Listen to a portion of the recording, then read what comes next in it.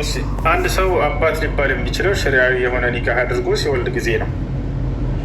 ያ ባይሆን ኖሮ ሰዎች ያለ አባት ይኖራሉ፣ ምንም ጣጣ ሳይኖራቸው። አስቡት፣ ሰው እንደፈለገ ወልዶ የአባትነት መጠሪያ የሚኖረው ከሆነ ዘርም አይጠበቅም። ያለ ሰው እንደፈለገ እየወለደ በቃ አባት ነኝ የሚለውን በር ይከፍታል።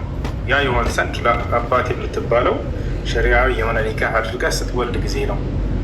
ይወጣቸዋል። ሰዎችም ወደ ኃጢአት እንዳይሄዱ ትልቅ የሚዘጋቸው ነገር ነው እና ስለዚህ አባት ሊባል የሚችለው ሸሪዓዊ በሆነ ኒካህ አድርጎ ሲወልድ ጊዜ። በዝሙት የወለደ ሰው የአባትነት መጠሪያ የለውም። እዚህም ነው ነቢያችን ሰለላሁ ዐለይሂ ወሰለም አልወለዱ ሊልፊራሽ ወሊልዓሂር አልሐጀር ያሉት። ይህም እርግጥ በዑለሞች መካከል ሁለት ሀሳብ አለ። አንደኛው ሌላኛው ምንድን ነው? እቺ ሴት ያደረገችው ከአንድ ሰው ጋር ብቻ ከሆነ በዚያ ሰውዬ ቢጠራ ልጁ ችግር የለም የሚል አቋም ያላቸው አሉ። ነገር ግን ከብዙ ሰዎች ጋር ከሆነ አድርጋ ሴትዮዋ የወለደችው የዚህ ሰውዬ ማንኛው አባት ሊባል እንደሚቻል ሊወሰን አይችልም እና የዚህን ጊዜ አባት ተብሎ ሊጠራ አይችልም ማናቸው ብሎ ተናግረዋል። ቦታቸዋል አይደል? ያም ቢሆን ግን ትክክለኛው ምንድን ነው? ሸሪዓዊ የሆነ ኒካህ አድርጎ የወለደ ነው አባት ሊባል የሚችለው። የሚገዛን የነቢ ሰለላሁ ዐለይሂ ወሰለም ንግግር ነው፣ የአላህ ሱብሓነሁ ወተዓላ ቃል ነው። ነቢ ሰለላሁ ዐለይሂ ወሰለም በዚህ ጉዳይ ተናግረው ከሆነ ዋል ጉዳይን ማለት ነው። አልወለዱ ሊልፊራሽ ወሊልዓሂር አልሐጀር አሉ። ልጁ የሚገባው ሸሪዓዊ ለሆነ ኒካህ ላደረገ ለአባቱ ፍራሽ ብሎ ማለት እዚህ ቦታ ላይ በትክክል በኒካህ በሆነ ፍራሽ ላይ የወለደ ለማለት ነው። ያለ ፍራሽ ያለ ኒካሁ መጥቶ በሰው ፍራሽ ላይ መጥቶ ሴትን ተገናኝቶ የወለደ ሰው የአባትነት መጠሪያ የለውም።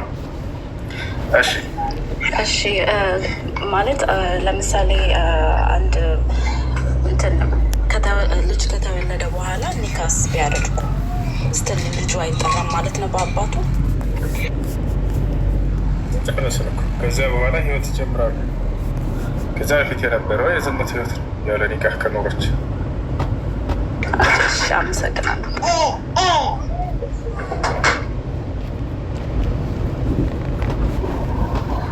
እሺ ሙና ሙኒቲ ሰላም ሙና ይሰማሻል? እሺ ሌሎች ካላችሁ ጠይቁ። እንጀራ አሰላሙ አለይኩም ወረህመቱላሂ ወበረካቱ። ወአለይኩም ሰላም ወረህመቱላሂ ወበረካቱ። ከይፍ ሐልክ ያ እንጀራ? ሁለት ነገር ነው። ቅድም ለአቅመ አዳም ወይ ለአቅመ ሔዋን መድረስ የሚለው ከምግብ ጋር የተገናኘ መሆኑን አሁን የዘመናዊም ነገር ይሄ መቀንጨር የሚባል ነገር አለ። የተመጣጠነ ምግብ ሲያገኙና እንደገና ደግሞ እንደ ማህበረሰቡ አንዳንድ ልጆች አሉ የ9 ዓመት ነው የ20 ዓመት የሚመስሉ አሉ። በቴሌቪዥን መስኮቶች የምናያቸው አሉ እና በዚህም ዘመን መኖሩን ያው እንዲባል ብዬ ነው።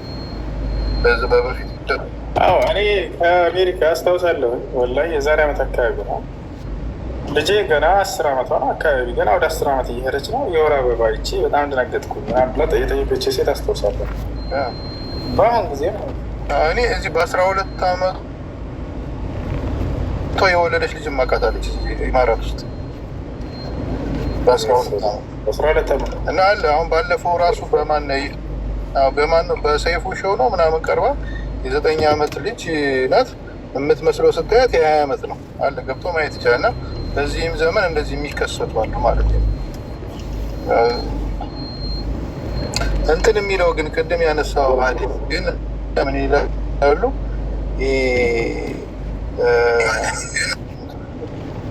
ኢነላህ ኸለቀ ረሕማ የሚለው ወደ አላህ እንዴት ነው የአላህ ባሪ ሆኖ እንዴት ነው ፍጡር የሚሆነው ምናምን ብለው እንደዚህ ጥያቄ የሚያነሱ አሉ። እና እንዴት ነው ይህን መልስ ብትመልስላቸው? خلق الله آدم على صورته طوله 60 ذراعا بلاغه ኖ አለ ኢነላህ ኸለቀ ረሕማ 100 ረሕማዎችን አላህ ፈጠረ። አንዱ ሙዳፍ ያደርጉ ረሕማዎችን አላህ ፈጠረ የሚለው ጀዐለ ለማለት ነው።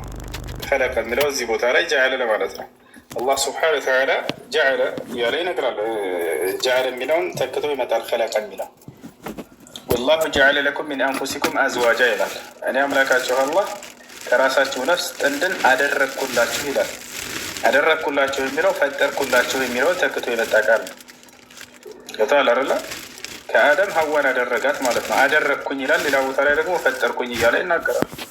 ስለዚህ ኸለቀ ሲባል እዚያ ቦታ ላይ ጀዐለ ለማለት እንጂ መፍጠር ማለት አይደለም። የአላህ ስብሐነ ወተዓላ ባህሪ የሚፈጠር አይደለም፣ ከጊዜ በኋላ የሚመጣ አይደለም።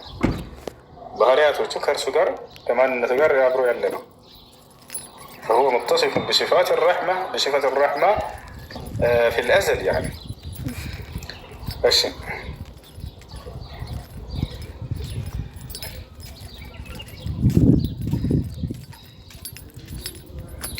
እሺ ጥያቄ ያለ ይቀጥል። ሰላም አለይኩም። ወአለይኩም ሰላም ወረሕመቱላሂ ወበረካቱህ።